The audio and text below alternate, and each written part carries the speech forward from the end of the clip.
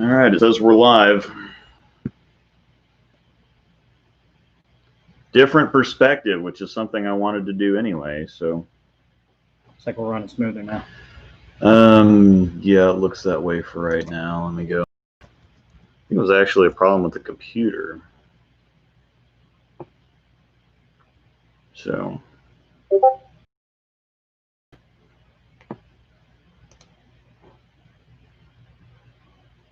We're actually going to make it there.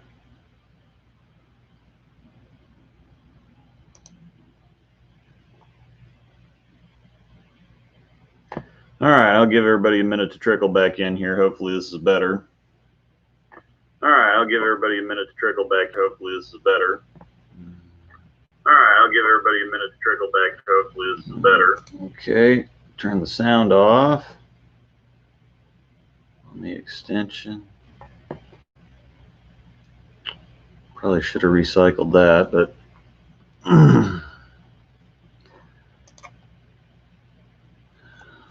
oh, okay, there we go. I can get it on. I can get it on there. Let me go back and do a little housekeeping here for a second.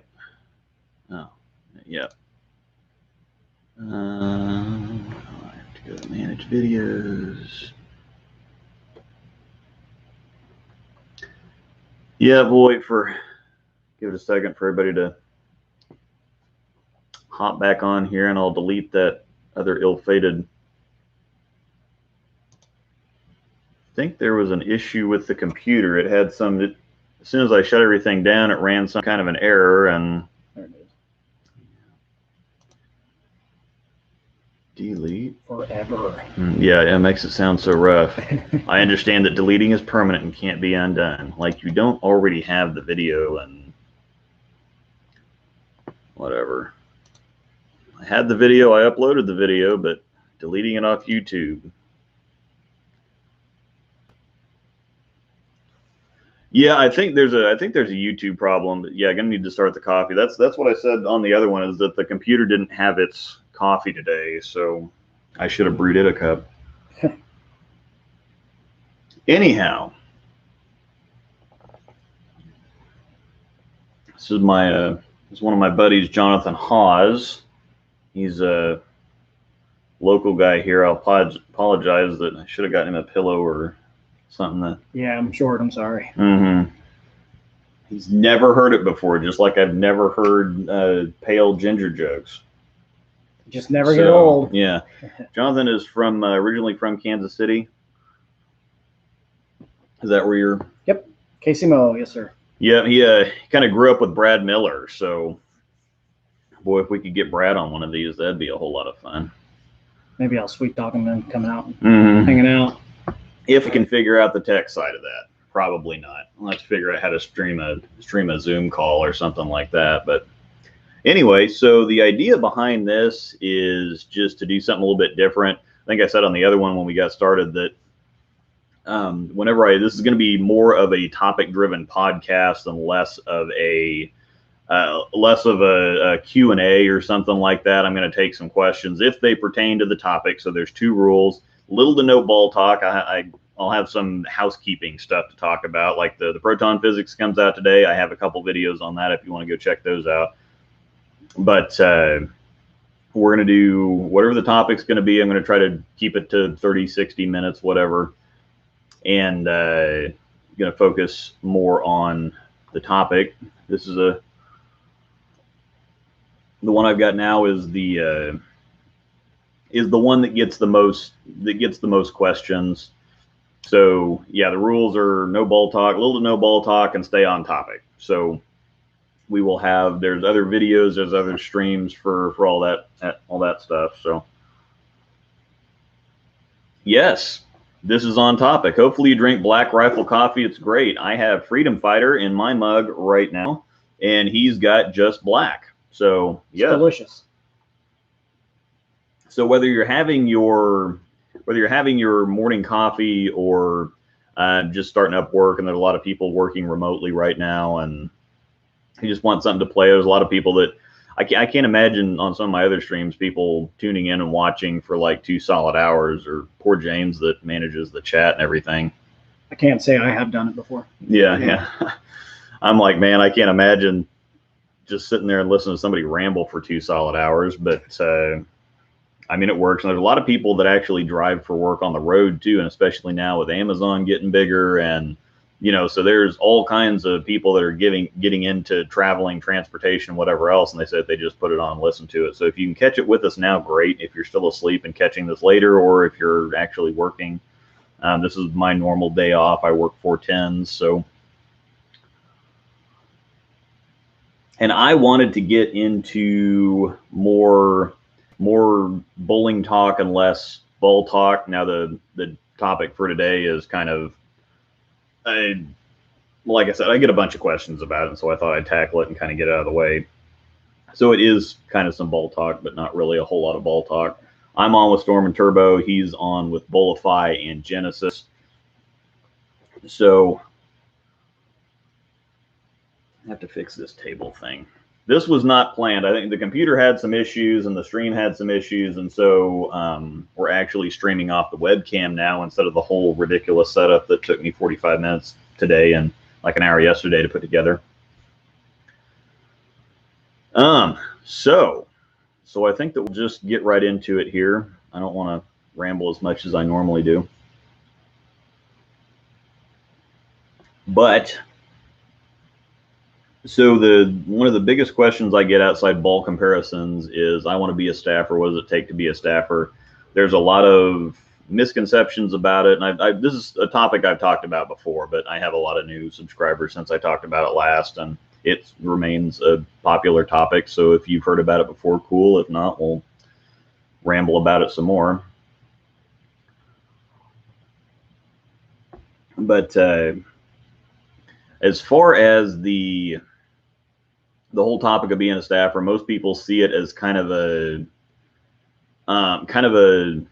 watermark of something, or something of sorts, is when you're, everybody wants to be on staff just to, most of the time just to say that they're on staff, because it feels like an accomplishment, or it feels like it means that they're getting somewhere, or like I said, a lot of people use it as kind of a watermark to think, okay, well, I've finally gotten somewhere, I've finally done something, and so they see it as more of a badge of success, or something like that, than what it really is, or what it really should be. I think most of the time it's really working for a company without actually working for them.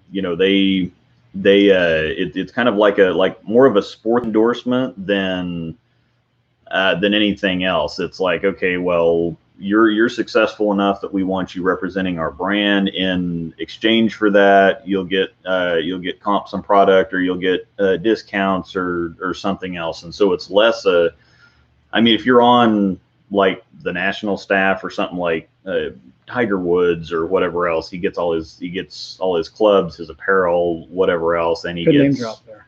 Yeah. So yeah, it's a pretty easy one to.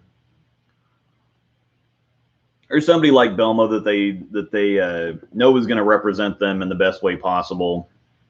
Now, once you get down into the level of staffer that we are, we're just kind of local people that if somebody has an interest, like if somebody, for him, if they like the jerseys that he's wearing, or they need some tape or some accessories, all the stuff that you use when you're bowling all the time, he's like, yeah, I've got some great thumb tape, or I've got some great, or yeah, this is Bowlify stuff, and you use my code and you get 20% off, or whatever. Kinesiology tape, all that stuff.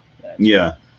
So all the stuff that we normally use, the whole point of being a staffer is to know the products and to be able to represent the company well. And so you're kind of you kind of work for them without really working for them. It's kind of a you scratch my back, I'll scratch your back type thing.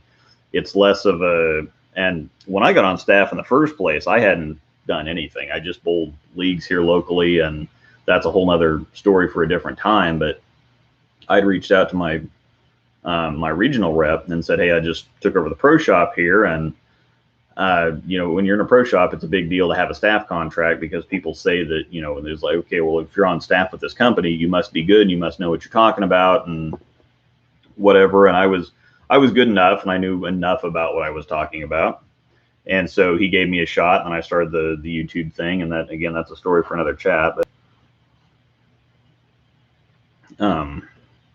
and then the turbo thing happened when the PWBA started back up in 2015. They actually had a tournament at our center, and I ended up drilling a couple of balls for Carolyn Doran Ballard, and she was happy, and so she came back in and talked to me about getting on their extreme dealer program and the whole staffer thing, and I've been on that ever since. So it's a cool story, by the way. Yeah, I impressed the right people, so that usually helps. And so how did you get on with the Genesis and the Bolify thing? So Genesis, I kind of just typical, put a resume together, send it in. I actually got on with Genesis right before the shutdown in March, so I haven't been with them long. And typical, same thing with Bolify. Build a resume, put it together, send it in. It's one of those. If they take you, cool. If they don't, it's try again next time. Yep, try again next time. But yeah, it's not something that hey, we just give you this free stuff. It definitely is. It's like a second job. So yeah, and I think that's one of the things that a lot of people don't understand. They think that you get on staff with somebody and you get a bunch of free stuff, and then you get on Facebook every once in a while and say, well, this ball's a must-have, or you have to go out and buy this stuff because it's better than everybody else's, and share. Yeah. So as far as I'm concerned, with my side of the deal, I started doing the YouTube videos for my bowling customers. Again, that's why my channel just is my name, because I figured it'd be easiest for my customers to find me there. And I treated it kind of like a pro shop thing where, you have to buy bowling balls, to play the game. And people are going to be coming in, buying the stuff no matter what. I mean, it's like golf clubs or any other equipment that you use. There's a bunch of different brands that have a bunch of different equipment. And when people, whether you need it or whether you're just buying it because you want it, I mean, nobody actually needs a jersey, but they're super comfortable. It's like wearing a golf shirt. So Fact number one. Yeah, it's super comfortable, and you can, people have been into the personalization thing for a while now, and it used to be kind of seen as though you're wearing a jersey in here to league because you think that you're special. And it's like, no, they look cool as well. It's comfortable, and you can, with all the people have made some really cool jerseys, and so it's just something to go in and have fun with. It's also easy too because you can put like your logos on there. It's a lot easier than just slapping on patches on. Yeah. Instead of, because I got a turbo patch on this one, but yeah, it's if you can get the dye jerseys and just have the logos put right in there when they print them, just like that. Yeah, it's kind of nice. But the ultimate goal is so that when somebody comes into the pro shop or when somebody watches a ball video or something, it's my job to know the products and be able to explain to them what they're getting. It's less my job to hype everything up and say, oh, you have to have this ball, or this is the greatest ball ever. When they come in asking for, I want this certain reaction, or this is the type of ball I'm looking for, a high road, there's 4 of them, what can you tell me about them? It's my job to know what I'm talking about and to be able to represent the brand professionally and know the products. I mean, that's the whole point of being a representative for a company. It's not to, spam Facebook with all these advertisements and whatever else. And it's just, it should be no different than actually working for the company. It's just, it's not my actual full-time day job that I'm on with the company for, but a lot of people see, okay, so like Chad McLean is an employee of Storm. He's the technical director. He's the guy that knows what's going on. And so people naturally are going to assume, okay, well, Chad works for Storm. And so they treat him as less, or they see him as less of a hype guy and more of a, well, he's going to have the information. He's going to have all this. But all those staffers, it's just their job to spam stuff on Facebook and hype everything up and tell me everything's the greatest and whatever else. Well, it shouldn't be that way. We should be, Chad's a busy guy, and all the people at Storm are very busy. I'm even busy enough on YouTube that I've got 13,500 subscribers. Oh.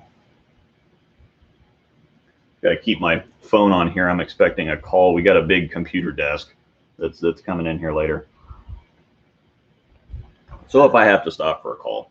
And the idea behind having staffers or representatives is so that the company itself doesn't have to field so much, and it's a way for them to, instead of Chad having to answer everything, or Hank Boomershine or Chris Schlemmer or anybody like that, you know, if you see somebody out in league that's repping the brands, you can just go talk to them without having to send an email or call customer service or whatever else. It's just kind of a way of having representatives out there that know what's going on. And so the way that it should be is that staffers should be an extension of that company.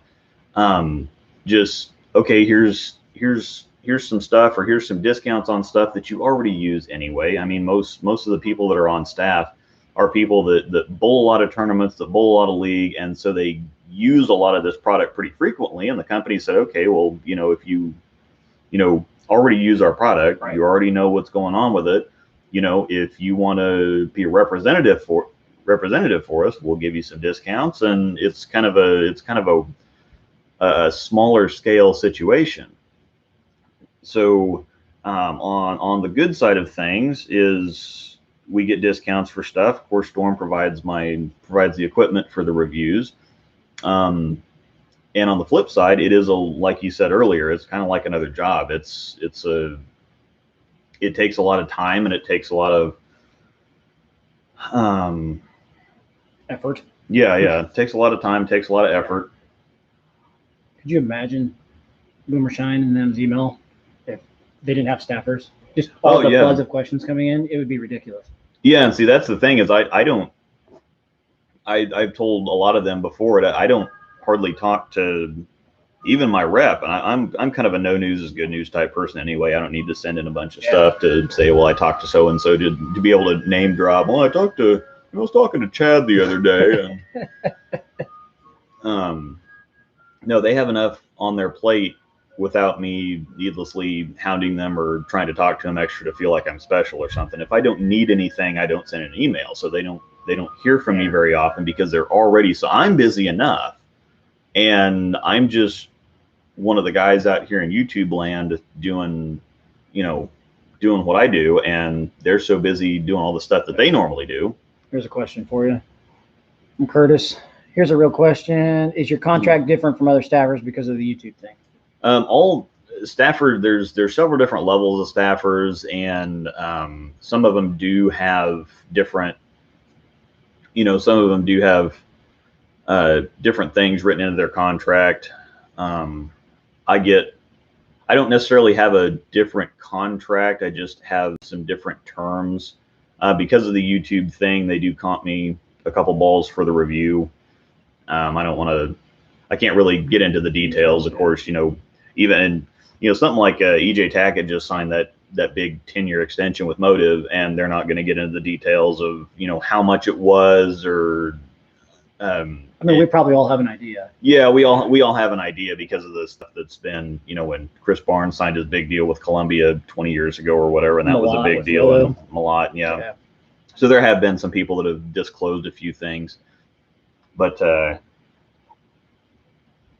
I think really the only difference is I get a little bit bigger budget, I suppose, for the YouTube thing. So I don't think it's really a whole lot. I don't think it's really a whole lot different in terms of structure. But the YouTube thing, I put in a whole lot of time and a whole lot of effort, and it gets a lot of traction, gets a lot of views and whatever else. And so it's kind of an extra advertising / marketing angle for them, and so they keep me in extra equipment to do that. So they're definitely making good stuff right now, that's for sure. So yeah, yep, they're definitely. I definitely don't have anything to complain about. I mean, I'm the type of person that can find anything to complain about, and I don't have anything to complain about. So life is okay. I mean, it's busy, and it takes a lot of effort, and it takes a lot of work, and it's basically like a second full-time job. And sometimes that gets a little frantic and kind of frustrating in exchange for some for some free balls, some of which I don't even like. The proton physics that comes out today is amazing. I just can't throw it very often because it hooks a lot. So I saw Tom Hess was at a tournament the other day, and he was throwing it, and it looked pretty good for him. And I think that the tour guys and higher speed, lower rev players are going to be really happy with it. He actually throws UFO a lot, so I think that he would like the proton. It's very alpha cruxy, but I can't throw it very often. So while it's nice and it's fun to have, here's the ball, or here's the balls for your video and whatever else, but I just don't get to use it a whole lot. So sometimes it's extra work and extra effort to have something that's that doesn't really work out. And on the other hand, there's a lot of stuff that comes out that I get a bunch of use out of. And so it's nice. Well, I was going to buy that ball anyway. So I made my video, I answered the questions, I'm doing my staffer repping thing, and I got something that actually really worked out here. So what's nice though is it's there too if you need it down the road. So okay. Yeah.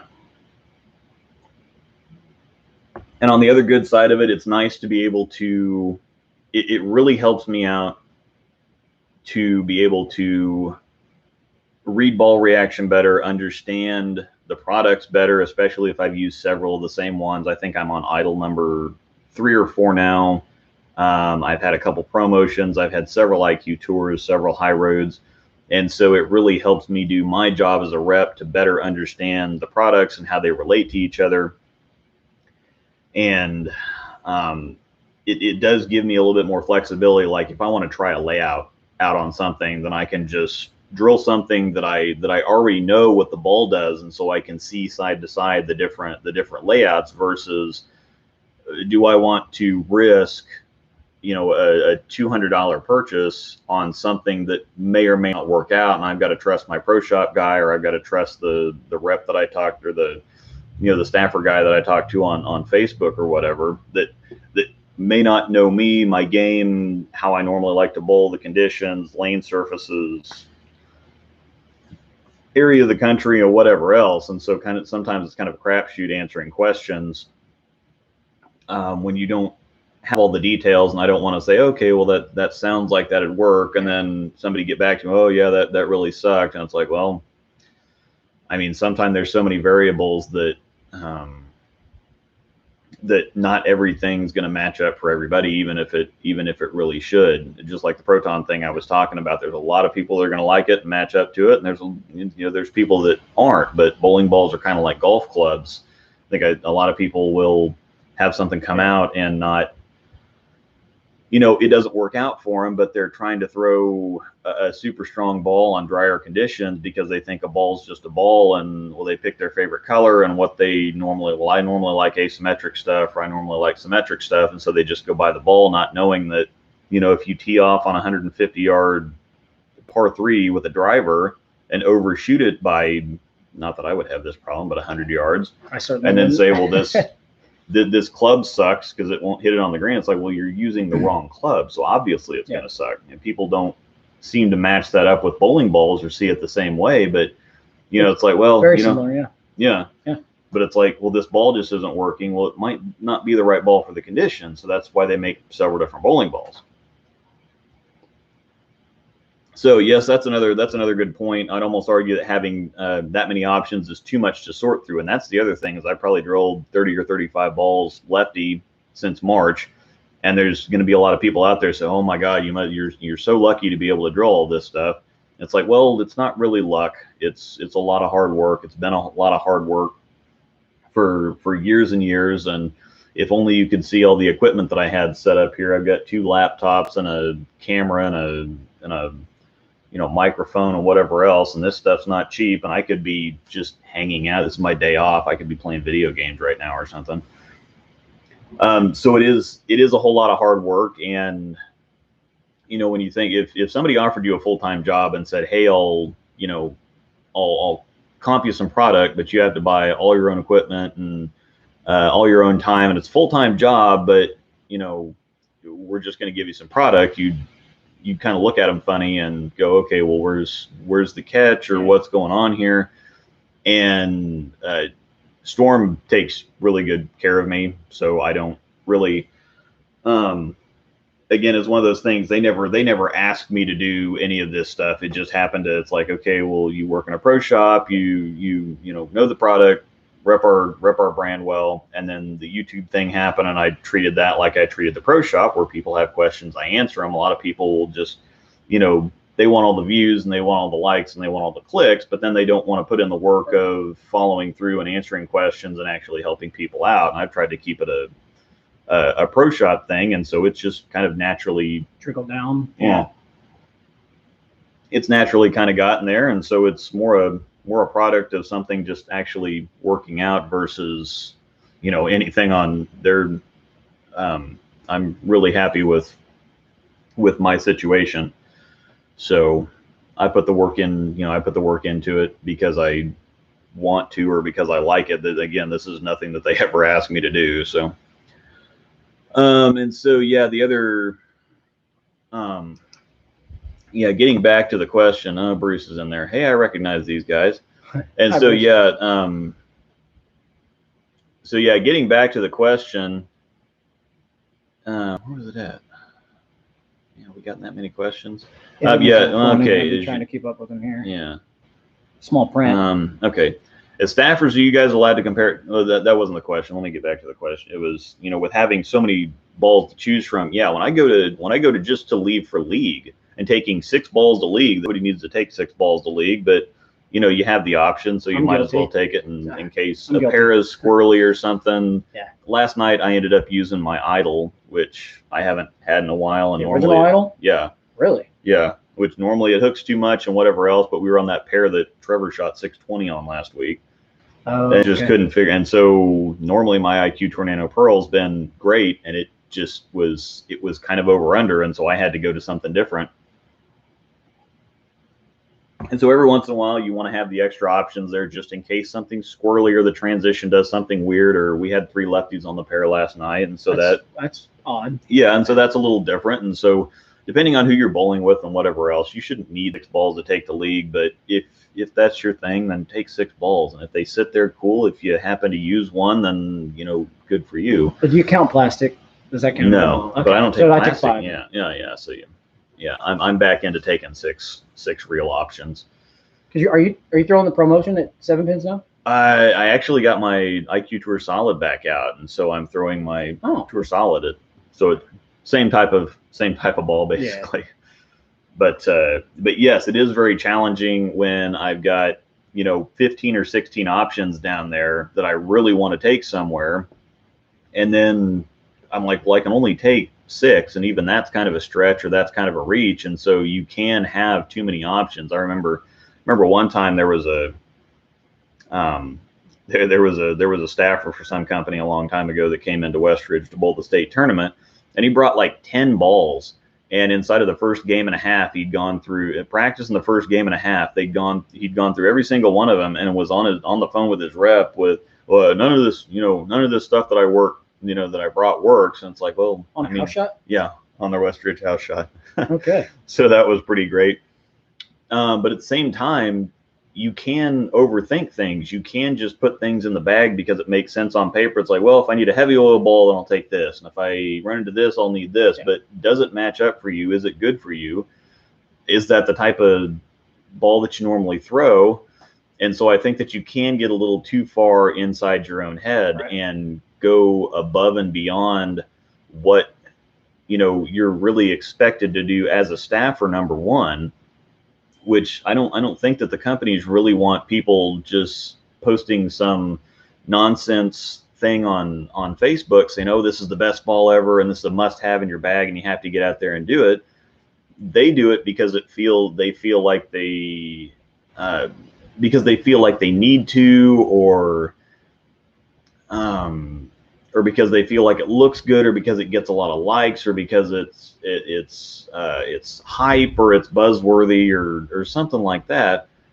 And that's nothing that anybody ever asked you to do. And a lot of people look at that. It's like, oh yeah, well, every ball that comes out's the greatest ball ever, and every ball that comes out's a must-have in your bag. And Storm and Rotogrip release 20 some odd balls between them, and if everyone's bigger and better than the last one, then we wouldn't still have stuff like IQ Tours and Phase 2s and High Roads around.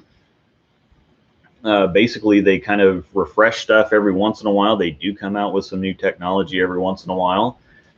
And some of it's on the recreational side. Sometimes people just get one of my favorite questions is when people, well, I had an IQ Tour Solid. It's kind of, it's dead now, or I've used it for several years and it's beaten up or whatever else. I think it's time for a new ball. What compares the best to it, and what should I get? It's like, well, you had an IQ Tour Solid. They're still making them. Buy another IQ Tour Solid. It's like, well, I kind of want something newer.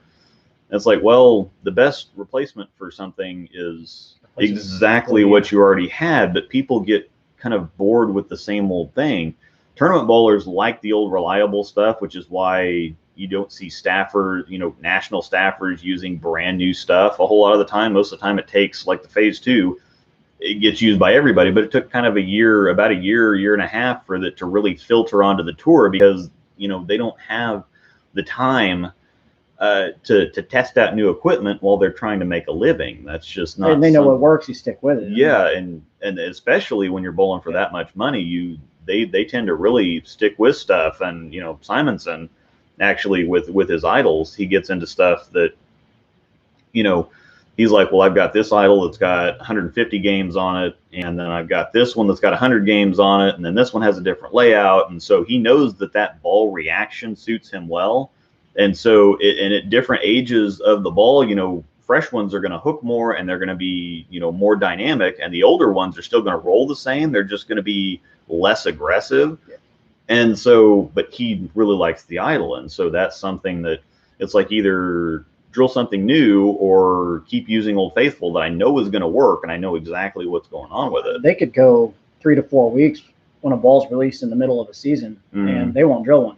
Yeah. I mean, they won't go on the truck until a ball rep finally looks at them and says, "Hey, why don't you go drill this just because you don't have it?" And most of the time, if that's what happens, is either they're not bowling well, and so they decide to try something out, or they run into a certain situation that requires something a little bit different. It's like, okay, well, we've got the Rubicon, for example, with as crazy as those surfaces were on what they've been bowling on here recently.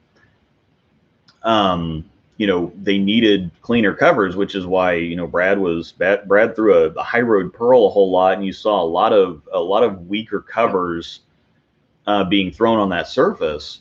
And the Rubicon was kind of the perfect thing. Well, it's a solid ball, but it's not as strong. It's not as much cover as an Axiom or an Idol or something like that. It's surface had so much friction. Yeah, it was so ridiculous. So it still rolls like a stronger ball, but Wes Malott won the All-Star. Yeah, spoilers if you haven't seen that yet. Sorry about that.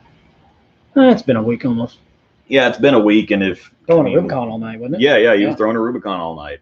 So striking from everywhere. Yeah. So anyway, I did say that we weren't going to talk about bowling balls, but this is the one. It's on topic. It's the one time this is going to happen, because this is the question that I get asked the most often. Questions in here. You could say we need a hybrid idol, but we won't bring that up. Yeah, I think the Idol Pearl is closer to a hybrid idol than the Synergy is. The guy is remarkably consistent. I think you were talking about EJ. Let's see. Yeah, they were asking. You're allowed to compare brands across different manufacturers or on internal products. Yeah, as staffers, they don't really like us comparing brands to other brands. Part of that is because obviously I'm representing Storm. They don't want me to be featuring Motive or Brunswick brands or anything like that. But at the same time, I don't throw that stuff. And so there's other people that have said, well, I wish you'd compare it to other balls or have other people on your channel, or what do you think about this ball? It's like, well, I don't throw their products, so I don't know them as well as I know my own stuff. So if you're interested in a Motive, and that's when it gets really tough to compare. Well, I have this hammer ball, and I'd like a comparable one for Storm because I'd like to switch or whatever else. Well, even at that point, I can tell you what I see, but at the same time, sometimes what you see out of something and then what you feel when you actually throw the ball. Yep. are two different things. And so there's also a ton of different review sites out there for different brands like that. So. And that's where the Tamara Bowlings and the J.R. Raymonds of the world come into play, because they throw everything. Yeah. Especially Tamara Bowling, I'd probably trust his opinion more than anybody else's on a lot of that stuff. And he gives you left side and right side. Yeah, left side, right side. Yep. He has several different testers, and so as staffers, no. I mean, I can tell people, well, it looks like the Web Tour hybrid does this, and the closest thing would be this ball that we have, but not actually throwing the ball. I think you'd probably be able to. You also don't want to get into the business as a staffer of bad mouthing other brands too. So yeah, and that's kind of a hairy line to walk there. So. Yeah, and that's the other thing, and we can talk about some of the negatories here. So the positives of being on staff is you get the equipment that you, depending on how much effort you want to put into it. You can either get some product for, it's not one of those things where you get on staff and they send you a bunch of free stuff, and then, for in exchange for some hype posts on Facebook. That's not how it works. That's not how it's supposed to work. It's not how it should work. And it's not really that way.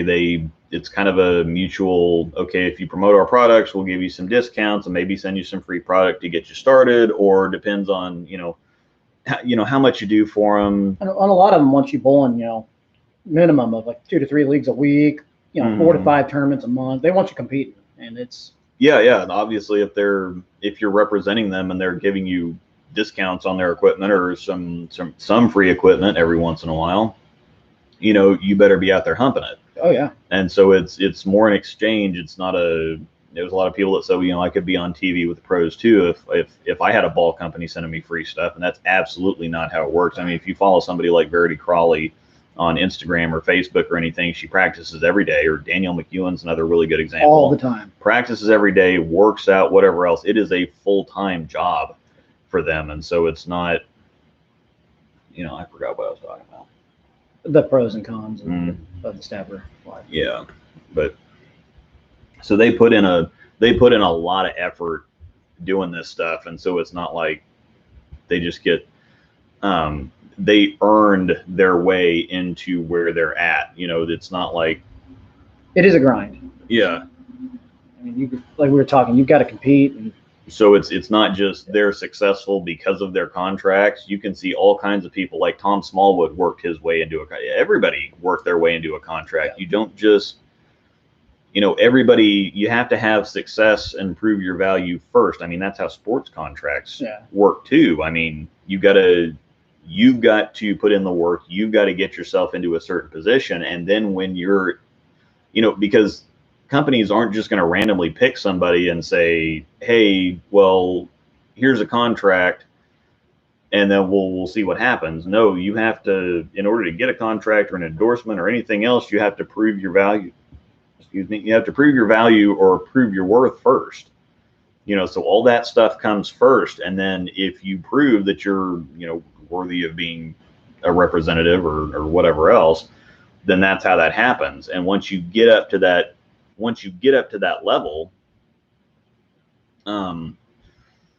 then you get the support to keep going, but you have to put in the work first. There's no, there's some guys that are so good, like Belmo. He could take a rock out of Belmo, EJ, Sean Rash. Those guys could take a rock out of the parking lot and strike with it. I mean, or Anthony Judd, the old mechanic at Westridge. I mean, I don't know how many times I saw him shoot 250, 260, 270 with a 13-pound pink house ball, testing out something after he fixed the rack and had to cycle through it so many times. And he just be wearing his dirty work boots or whatever, have stuff all over his hands and whatever. Some people are just that good. And so the idea that they're only competing, or that you could compete if you had 1 million balls and ball reps and whatever else, to compete at that level, you need, the smallest little tiny things. One strike a game or one mark a game could be the difference between making money and, missing the cut that week. And so at the highest levels, you need the best of the best to compete. But in order to get there in the first place, you have to put the work in yourself. So the pros, as far as the pros go, that's you get access to some free discounted equipment that you normally use to bowl anyway. You get, extra resources. I have talked to all these people. I'm not going to put in a bunch of name drops, but I've had Chad and Schlemmer and those guys on the show. And so if I need something, I do have access to a Hank Boomer Shine or something else. I don't really talk to them much because I don't feel like, what I'm doing here really requires me bugging them since that is pretty cool, though. Since they're busy. Just directly go to it is pretty cool that if you do need something, they're there. You do have that access to get to them. And if you say, hey, I'm that's why it was so easy to get like a Schlemmer on the show, because I can send him something and say, hey, I'm the YouTube guy, and he already knew who I was, and so he's like, oh yeah, I'm down, let's do something. And so I do have the resources, I do have the help, I do have the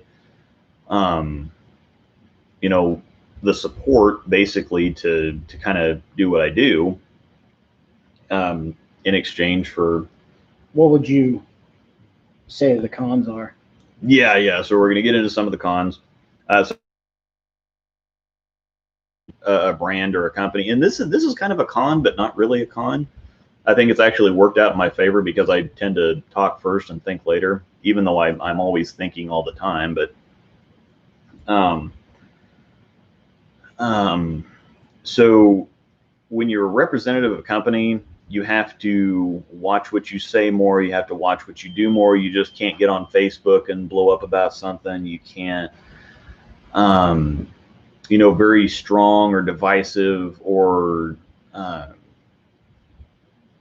I'm missing the word. You got to watch what you say on social media. Yeah. You got to be careful. You got to make sure that you represent the brand well. And there's been all kinds, especially in kind of the culture that we're living in right now.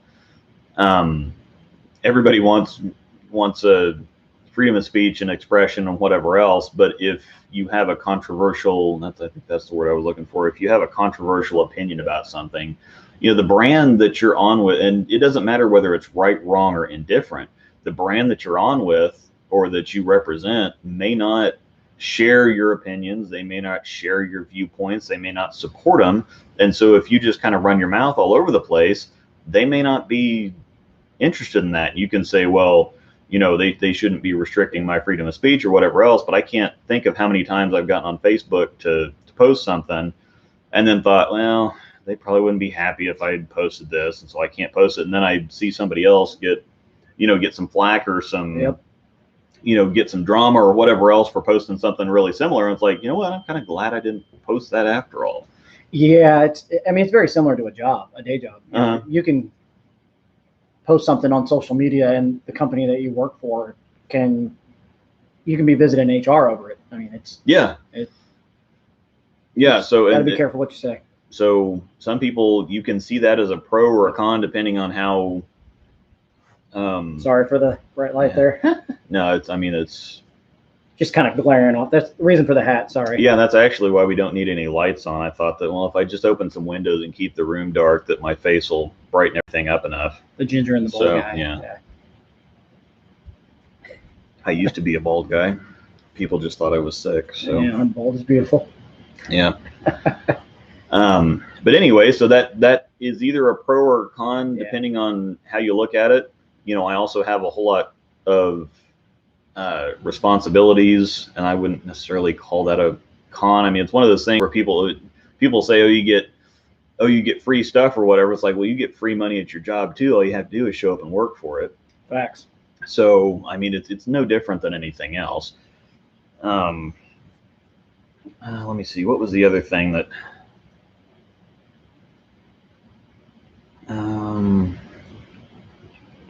Let me answer a question. I lost my train of thought there, which happens all the time. It gets derailed.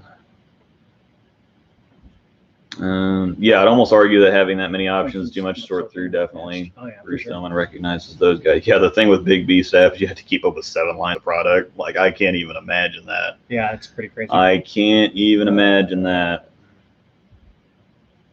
Yeah, people often don't see the comparison because all they pretty much look the same except the color. With golf clubs, you can physically see how and why they make the golf ball do different things. Yes, golf is so much easier and more self-explanatory. I mean, if the you can see the break of the green, you can see how tall the rough is, how short the trees. the trees. Yeah, you can see the trees, you can see all the obstacles, you can see all the hazards, you can see physically everything. And with bowling, you can't see 95% of it. You have to throw the ball and see what happens after the fact. It's not like you can see what's going on and then just, okay, well, I'm going to hit a little fade, or if you can actually do that kind of thing. Well, I'm gonna take this club and hit this ball at this direction. And whatever else. In bowling, you just have to throw the ball and see what happens, and then adjust from there. Make your best guess. Yeah, and then once you have enough experience, you can kind of and players keep track of this stuff. That's why you see guys with notebooks saying, well, this lane at this center normally plays tighter than this lane, or this pair in this center hooks more, or this pair. And for example, when the women were here for the PWBA tournament, there was one pair which all the league bowlers knew was just one of the roughest ones in the house. Well, the per game scoring average, but the women coming in, didn't know that. But the per game scoring average on that pair was 11 pins lower than the next lowest pair in the house. And so that one pair just ate everybody's lunch. So they didn't provide them with topography by sheets, because like on tour a lot of times they'll provide them with topography sheets. Yeah, not anymore. I think in 2015, which doesn't sound that long ago. I guess they weren't doing it back then. At that yeah, time. That's what I was that saying. big of a deal. Probably wasn't a thing back in 2015. I was just curious. I didn't know for sure. They may or may not have, but at the same time, looking at a lane graph or a topography sheet can only help you so much. You have to get out there and bowl on it. When they only catch it once in a qualifying block or whatever else, especially when you only see one lane for either 5 shots or 7 shots, or maybe up to 7 shots. If you don't strike on all of them, you don't get 7 shots. But trying to figure it out in that short of a time frame, even when you have all the information, that's why they keep their own little books and say, okay, well, this lane is tighter than this lane. And for different people, it may be different ways. And especially for the lefties and the righties, they're going to see it different. If the lane is tilted one way, just even the slightest bit, ball's going to be going uphill. Yeah. So if it's tilted left to right, the righties are going to see hang, or the lefties are going to see early hook. And so you're going to get big differences across the board when it comes to that. James agrees on the gear side. Yeah, it's a little okay. I'm just gonna scroll all the way to the bottom because this thing's annoying me. James also looks like he's yeah. James is this is why I have James. I might have to send him a. I have to put him on my staff. He's already on my staff. Who am I kidding? Yeah, my PSO was a staffer for EBI, so I've asked him a ton of dumb questions in the middle of a block. And yeah, that's the other thing, is having that's what we're supposed to be. We're not supposed to be the hype machines that, oh, you can't trust them, they're a staffer, they're just going to tell you everything's the latest and greatest. That's not how it's supposed to be. And so I think that's one of the other, coming right back to it, that's one of the other cons, is the way that people look at you. I had a guy post a comment the other day. He had watched one video. I was talking about this on my Thanksgiving stream, but he watched my Idle Synergy video and is like, oh wow, no 7s, no 10s, this ball just must be magic. And I said, well, what are you saying? It's like, well, I'm saying that you're cutting out a bunch of strikes or a bunch of shots to make the ball look better than it is. If you go watch J.R. Raymond or somebody else, those are like the honest and good reviews, and you're just a staffer trying to sell stuff. And I'm like, well, I mean, you watched one video out of the 550 that I have. If you go back and watch my Axiom video, I think I had more misses, more shots that didn't strike because it was hooking off the planet on the house shot. And to have somebody, people just naturally expect you as a staffer to hype up your brand and to, instead of doing it the way that it's supposed to be. I mean, you're supposed to, again, coming back to it, you're supposed to know what you're talking about. You're supposed to know the products. And so you're supposed to be basically be customer service for somebody. And obviously, if you're on with a certain company, you're going to promote that brand, but you don't have to go to such great lengths to do it, as I think a lot of the staffers do. Is they want hype and they want attention and they want all this kinds of stuff, and it's not really supposed to be that way. And so it's something that I've had to fight against a bunch. And it, where somebody like Tamer that does Tamer Bowling, or J.R. Raymond even doesn't have to do Jason Eubanks. Oh, they do all the different. I mean, yeah, because they do down, all the brands, and so people naturally expect that they're going to be more honest, more transparent about what's going on, than somebody that represents a certain brand or a certain company. And so I've fought against that stereotype quite a bit, and I've tried to be, as honest as possible, and more just removing opinion as much as possible. People want to know my opinions on stuff because I think I have been honest and transparent and whatever else. But even to kind of step back from that, all I really need to do is describe the ball reaction. If you're interested in something, or if you're looking for something, then that's when I'll answer the questions. Say, well, this compares to this, and I get a lot of questions about, well, which is the best high road? And I'm like, well, it's like saying, again, it's like, which is the best golf club? Well, it really depends. I mean, it really depends on the situation that you're in, what normally fits your game the best, what kind of shapes you like to see on the lane, whatever else. So we got a good question here from Angel. Can you elaborate on how and why might the stapper status affect your bowling? Yeah, that's a pretty good one.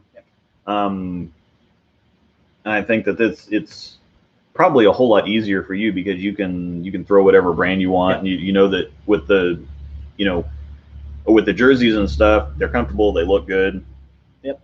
Genesis makes a lot of good products, and so it's stuff that you normally use all the time, and so there's not necessarily the conflict of looking at 30 different. Well, there might be the conflict of looking at 30 different balls on the floor, but if it's your own fault if there. I mean, it is nice to be able to do that, to be able to have that open window. It also can get confusing as to what brand do you want to throw. I mean, I'm kind of partial to Storm Roto myself personally, but that's more of a him question on that. So.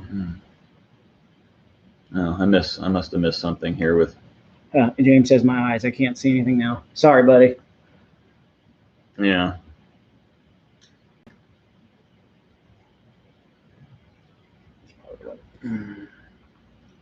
Oh, yeah. Yeah.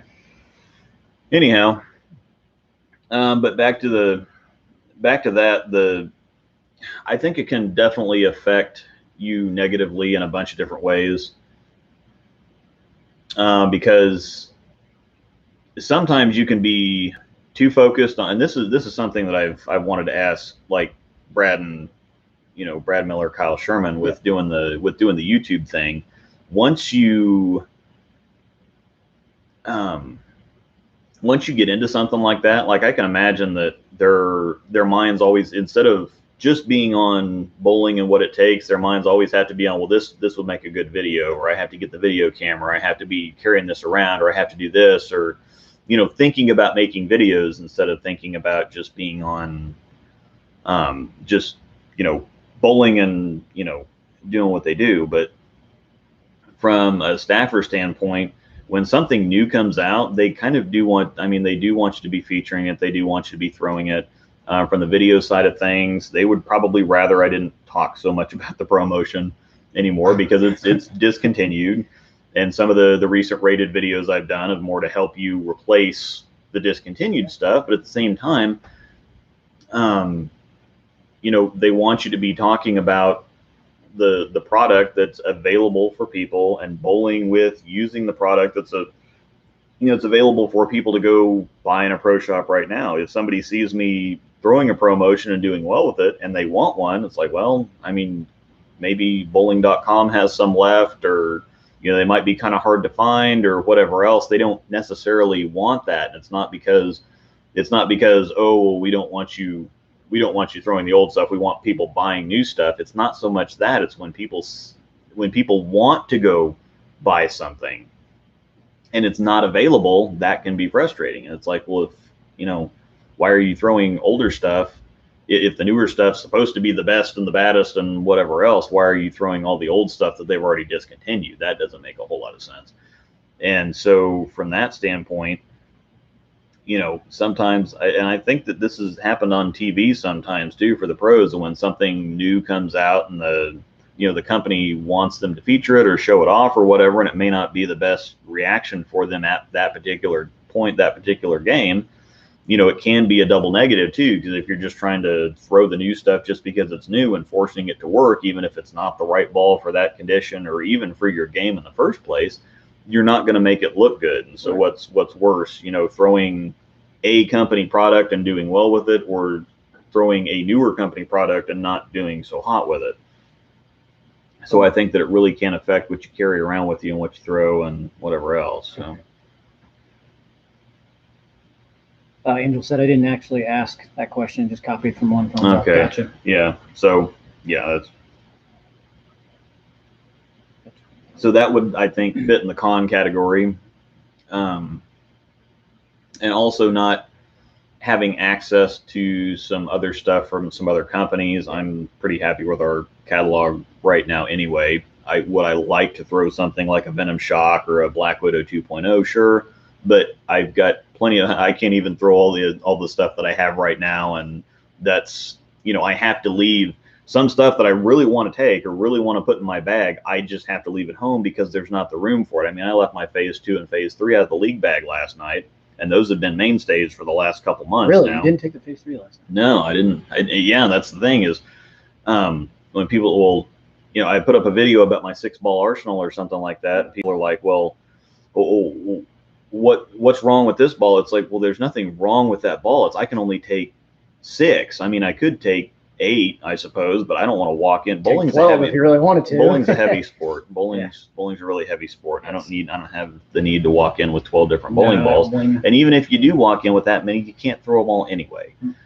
So it's one of those things. It's like, well, I'm surprised you didn't say this ball, or what's wrong with this ball, or whatever else. It's like, we got 25, 30 balls in the catalog right now.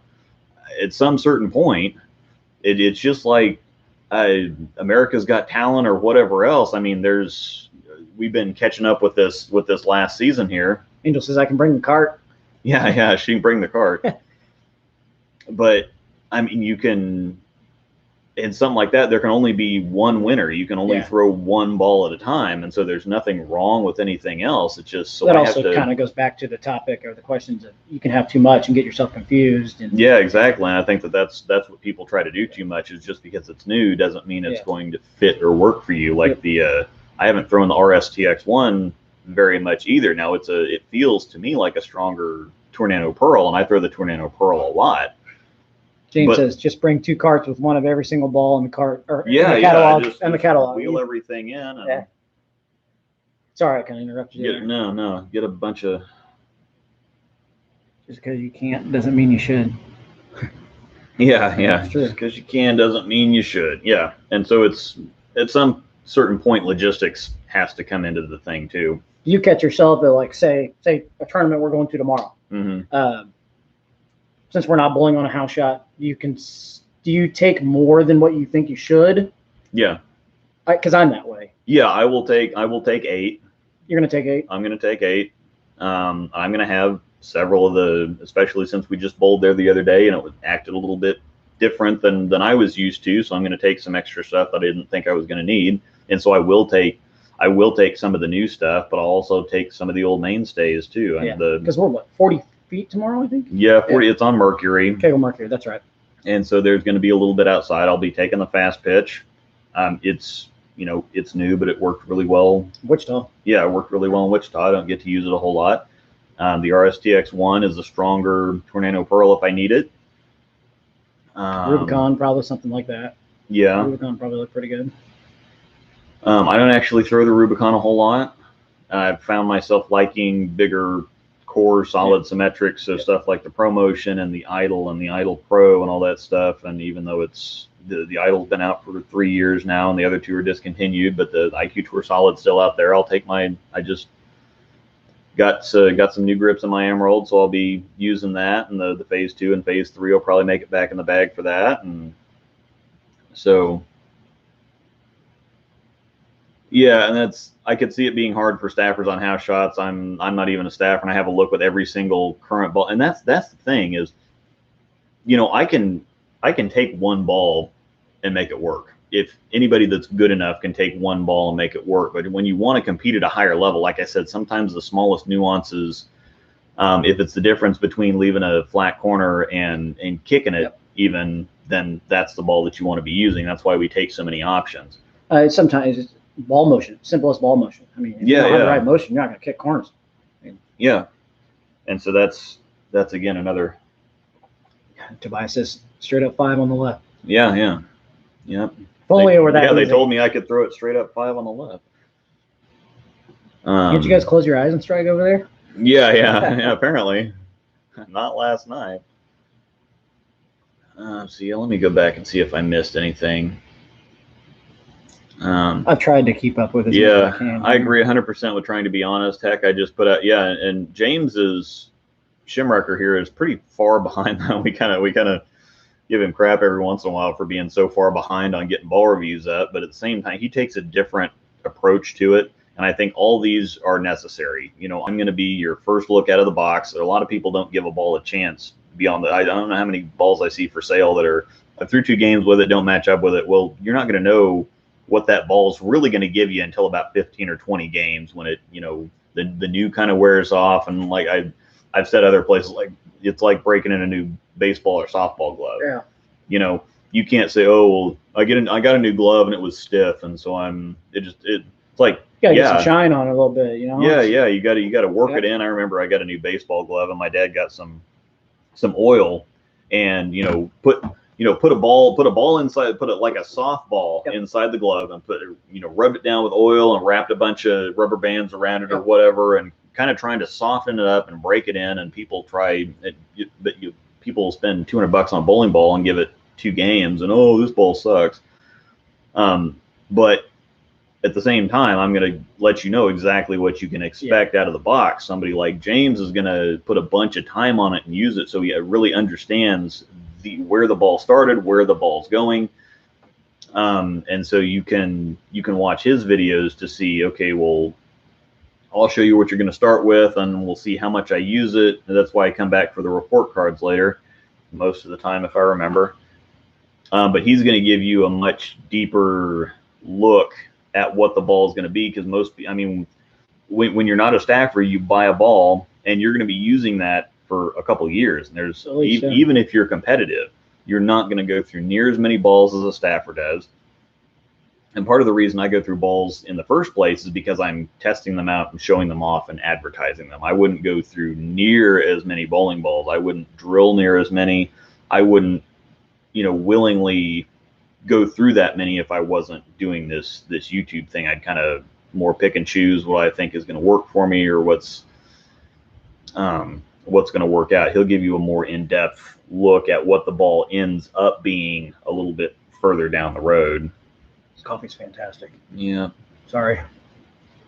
Let's see here. It's total crap hearing you guys are bowling league and tournaments. Yeah, you must be somewhere where bowling's not going on. Yeah. We're Kansas, Missouri, and so we had the shutdown for like 2 months, and then it's kind of been teetering on the brink here recently, but we've had stuff to go to, as long as we're masked up. And it looks like the Kansas City side, we're going to keep going tournament wise. So yeah, righties slap off or righties step off every shot, still strike.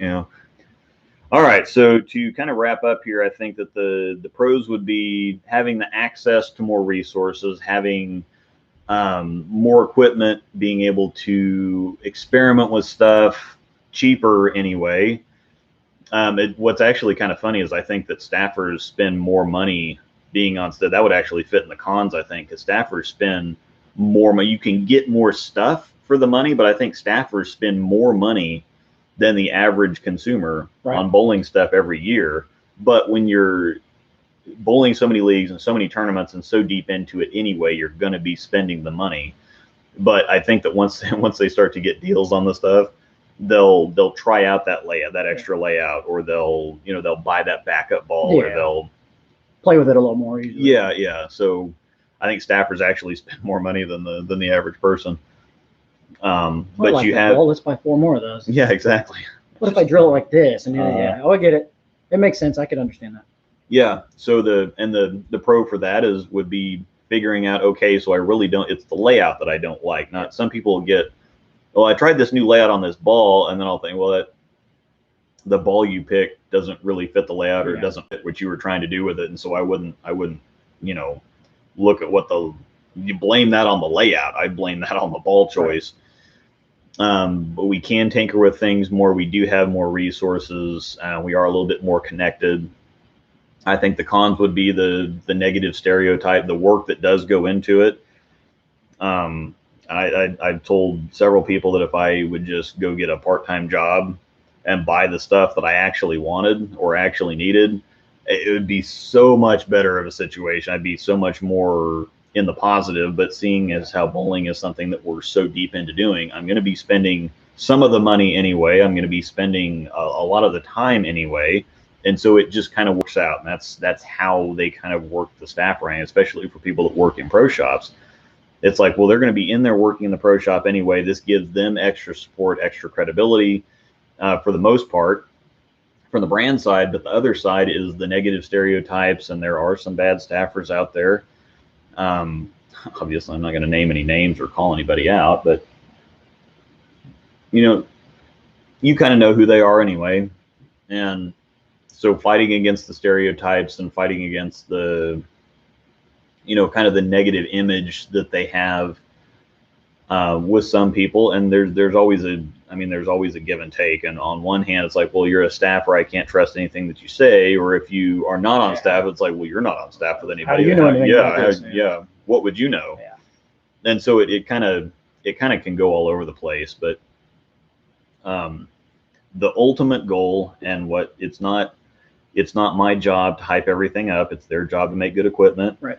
That I don't have to hype up. I mean, something like the Axiom Pearl comes out and everybody's going gangbusters with it. $899 and $850s and whatever else. People are having a lot of success with it. You're seeing a lot on TV. Something like the Rubicon comes out. It sells itself. And it's just my job to answer questions like, oh, hey, I saw so-and-so throwing this Axiom Pearl. I have such and such a ball and such a ball. Would this fit in with what I've got, or would there be too much overlap? And I mean, if you've got too much overlap, I'm going to tell you, yeah, it's a good ball. And, but if you're in the market for wanting something, then yes, I'd probably go for it. If you're looking to fill a gap and you already have something like an Idle Pearl and a Trend and a Phase 3 and whatever else, you're probably going to have some overlap there. So yeah, I would say that don't worry about trying to get on staff with somebody to see it as some kind of a stepping stone. Yeah. Don't use it as something to judge your career or anybody else's career on, because there's a lot of people that say, well, God, that guy's not very good. How's he on staff? Well, it doesn't have anything to do with how good you are. It's, how good do you know the product? There's a lot of people that are on staff with the company that aren't necessarily great bowlers themselves, but they're great representatives, or they're great. There's a lot of coaches and coaches across all. I mean, was Phil Jackson that great of a basketball player himself? Think about how many coaches, how many really good, successful coaches that were also great players. Yep. That doesn't happen very often. No. And so there's all kinds of representatives. I think the national staffers are really the only ones that are just A-type players. Yeah, the performance is why they're on staff. A lot of the other ones are just to be that area representative, and most of them are either really successful, well-known tournament bowlers in that specific area, or they're pro shop operators that are going to be in direct contact with the consumers as a representative. It's just like going to if you want to go get a phone here, that's why we have little AT&T stores all over the place, or Verizon stores, or whatever else, is to be a representative for that product, so that if you want that product, you don't have to contact the manufacturer directly and have them send you something from HQ. It works That's a great point. Yeah. It works just the same with staffers, as having people to represent the company in the area. So I mean, that's really the point. And there's the same cons come along with being a staffer that come along with everything else. Yes, it's a lot of work. I answer questions at all. I answered a lot of questions on Thanksgiving too, and that's actually when I get a lot of questions, both on YouTube and on Facebook, or during holidays, because everybody else has the downtime to send you something. And so it's a lot of work, it's a lot of time, it's a lot of expense, it's a lot of all kinds of other things. But there's a whole bunch of restrictions. I mean, like what I said about not talking about or promoting discontinued stuff, it's the same thing with the stuff that's brand new. If I start hyping up a proton physics, when they make the announcement, it's like, well, okay, well, you can't go buy that for another 5 weeks. Yeah. And so if people see something and you're talking it up and hyping it up, then they're just going to sit there for 5 weeks. They're not going to go buy something they might want to buy now that's available now. Right. And so it's frustrating for me to not be able to, because, the basic rules of social media are be first, post a lot, and post accurate. You don't even have to post accurate stuff anymore. It's just getting clicks and views and whatever else. Unless you're on Twitter. Yeah. So from my standpoint, from a social media point of view, I kind of sit on my hands for 2 solid weeks until they, it's like, okay, well, we're a couple weeks out, you can start promoting stuff now. And so I kind of sit here and on my hands and bounce up and down, and people ask questions like, yeah, I can't talk about it yet. I can't talk about it yet. I was gonna say but at the same time, that's kind of another con too, that you want to say, you want to get the word out there. But yeah, because it's both, because people want their questions answered, and it's good for my growth on YouTube and social media and whatever else. But at the same time, if you can't go buy the ball for 5 solid weeks, there's not much of a point, especially if you want a proton physics but should be buying an astrophysics. So it just really depends on what you need. So a lot of the things that I've thought were cons, and a lot of things I've sent frustrated emails and are not really cons. I think the biggest thing is just fighting the stereotypes and dealing with all the work that goes into it. And as I keep getting to a point where I think, well, I can't keep putting in this much time. I can't keep putting in this much time. And then I find out a way to refine it.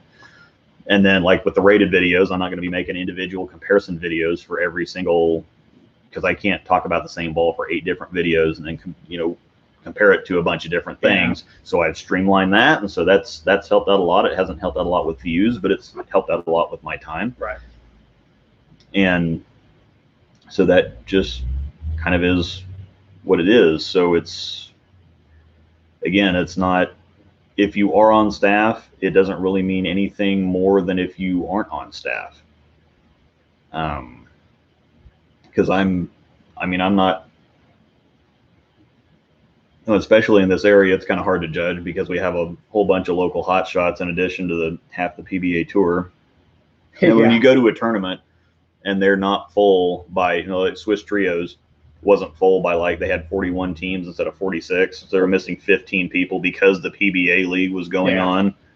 So it's like, well, yeah, a big portion of our field is bowling the PBA league, so they couldn't make it to the tournament. It's like, darn. Oh, shucks. Oh, shucks. Darn the luck. So, for even just our tour at KC, it's you get at least, sometimes you get up to most of 3. I mean, you get Packy to show up, Brad Miller will show up. Yeah. Francois Lavoie, while we were in Tulsa, bowled. Oh, dang. Keith dropping the 20 spot. Thanks, man. You got a question or anything you want to ask? You got the floor. $20. I don't have a set price or anything, but I have been getting $20 now. Nice. Thanks, man. Appreciate it. That'll buy some more Black Rifle coffee. It's very tasty stuff. It is very good, actually. Thanks. Really, really appreciate that. He says, haven't been on a live chat in a while. Thanks for all you do. No questions. Cool. Appreciate it. Yeah, and that's the other thing is that I haven't done a regular live stream in a while, but the release staggering is once a ball. Normally I do a live stream when I release the videos for something, and then when a ball comes out, like normally I do a ball stream tomorrow night. We're busy tomorrow. We got the top 36 tournament, but anyway, when I'd be releasing videos or when the ball would come out, there would be an announcement for something else. And so if what was the Axiom and the Fast Pitch, when those were coming out, the Proton and the RST and the Idle Synergy had just gotten announced. And so if I do a live stream for those other ones and people want to talk about the new ones that I can't really talk about yet, that's hard to deflect questions. And I don't want to, and I get other crazy stuff like, oh my gosh, you're representing this company and this brand new ball just got released, and somebody else, Chris Beans is talking about it, and he's not even on staff with the company, and you're just lazy and whatever else. It's like, no, it's not really. That doesn't have anything to do with anything.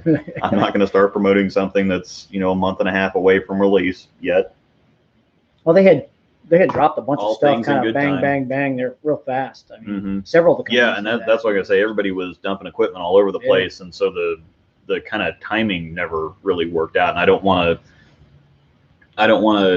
to deflect questions the whole time. It's like, oh no, we just pretend that these don't exist for right now. So. Right, did you just mention? Yeah, I just mentioned tournaments again. Yeah, we had one last Saturday, and we've got one this Saturday, and then we've got one 2 weeks from this Saturday. Two. It's Bowling League last night, Bowling League again tonight. Have the shootout tonight. Oh, sorry. A late night tonight. Yeah. Good thing the tournament doesn't start until 1 tomorrow. Yeah, that's true. But anyway, I think that we're gonna wrap this up. I'm gonna have a different topic every week. We're gonna talk about, again, we talked about some bowling ball stuff and some general staffer stuff. This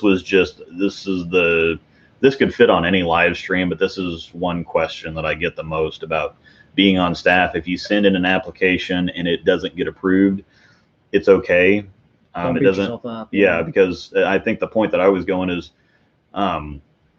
it's hard competing with. I'm not really that competitive, especially going to left-handed. I wasn't that competitive either going right, or when I was righty, especially with the guys in the area. I can hang out with people in league, but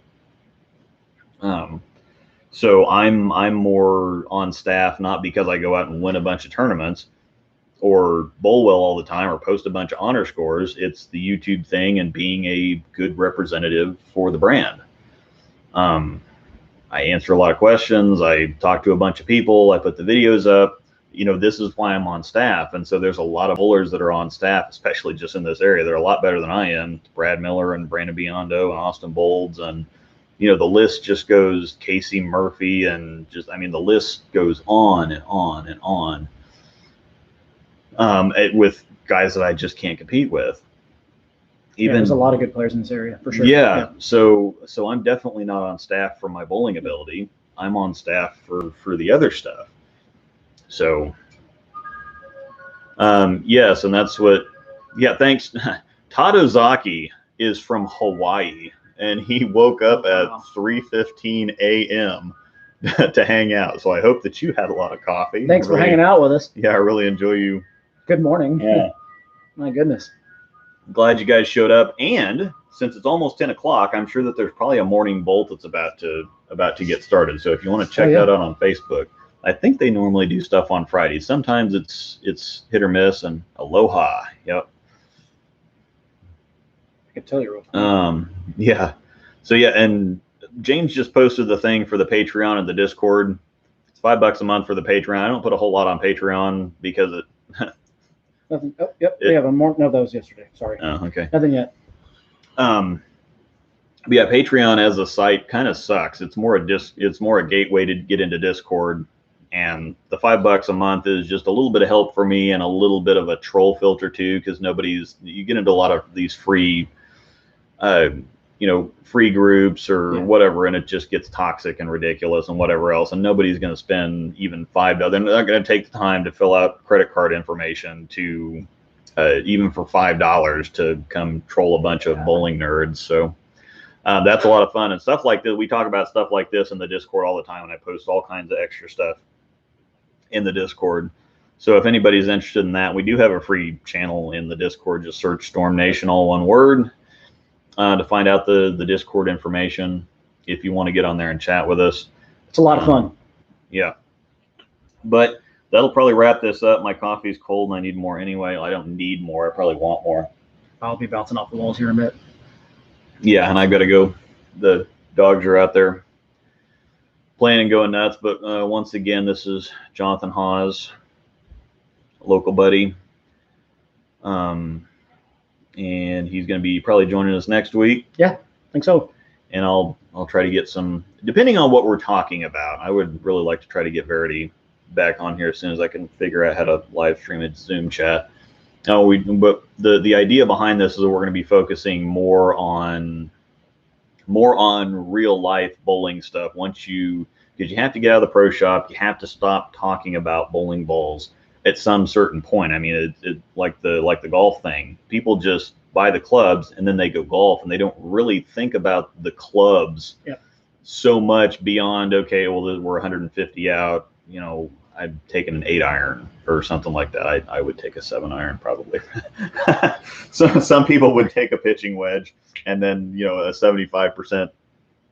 Yeah, it definitely wouldn't be me. Pitching wedge. Oh yeah, get hit. But again, pitching wedge. That's the thing that comes into the, you know, when somebody says, is one club, you know, is one ball better than the other? It's like, well, I would take an 8-iron for, you know, an 8-iron's like my 140-yard club or whatever. But for some people, that's like a sand wedge. You know, there's some people that, you know, if they hit an 8-iron on a 150-yard par 3, they'd overshoot it by 30 or 40 yards. And so, you want to hit this one real quick before you? Could you offer any tips with opening angles? That's kind of a tough one there. Yeah, that's tough. And again, that's what this is kind of gonna be for, these tougher questions. I get a lot of, can you make a video for this, or can you make a video for that? Some videos, some stuff is just even rambling about something for an hour and 20 minutes. I can't make that into a 5-minute or 10-minute video. And I know something I do, it would help me open angles, is I kind of angle my feet that way a little bit, so that my shoulders are kind of going that way. It just depends on, you know, your style and what you do. So some people will tuck their back foot, turn it the other way to open their body up a little bit. But yeah. Brad Miller was talking about something really interesting that Norm Duke does.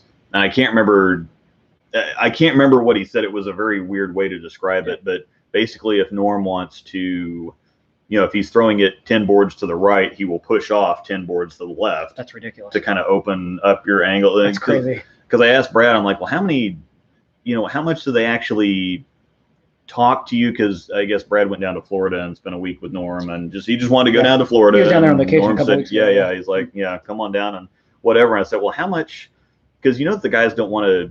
Norm's been doing this for 30 years or whatever, longer than that, but just on tour 35 years. And it's like, well, how much of their secrets do they actually want to give away, and how much of it is just their own specific stuff that will not work or translate for anybody else? And he said that's one of those things that everybody has their own little tricks, and some of them are just person specific. He's like, Norm Duke and Belmo might be doing exactly the same thing, but they might conceptualize it different, they might describe it completely different, but it's the same concept.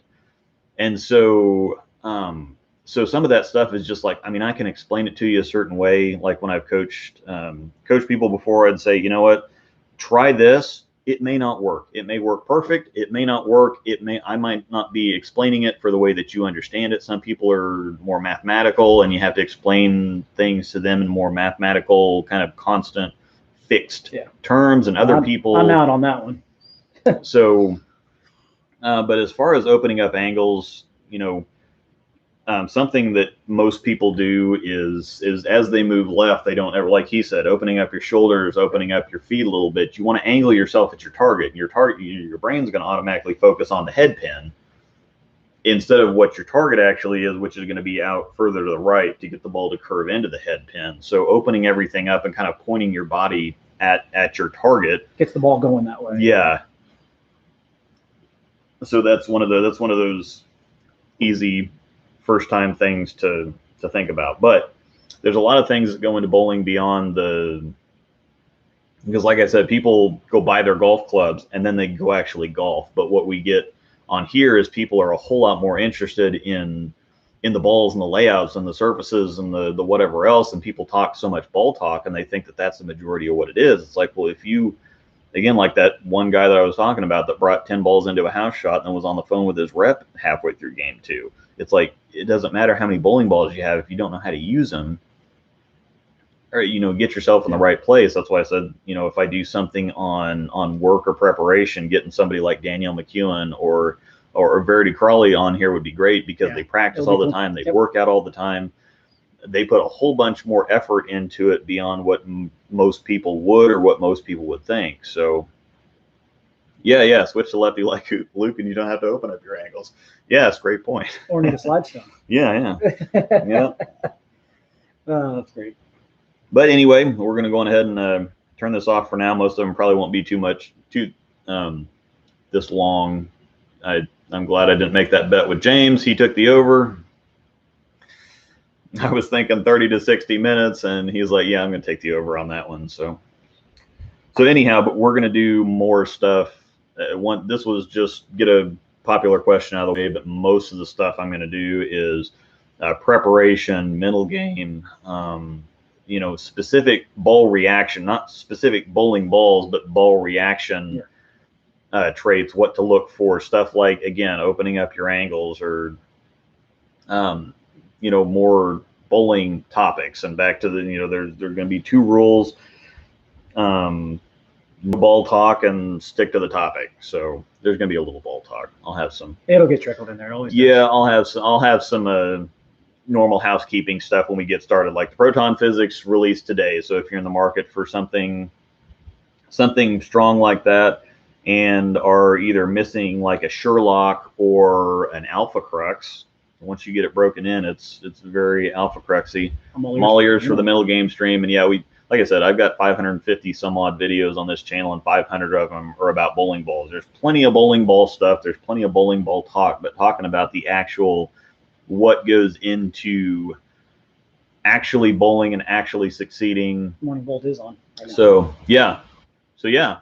So we're going to go ahead and turn it off and send you over to the Morning Bolt. So head to the Morning Bolt on Facebook, and this might be a good warm-up for that, because I think they do stream every Friday. So oh yeah, it's great idea. Stop watching me, go watch the Morning Bolt. Gary Holsenberg's usually on there with Blair and a special guest.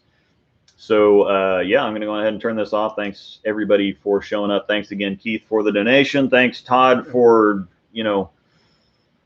it's like, and thanks for letting me hang out. I appreciate it. So yeah, I'll try to be here next week. Yeah, we'll have Jonathan on as often as he can join. So thanks a bunch, y'all. We'll see you next time.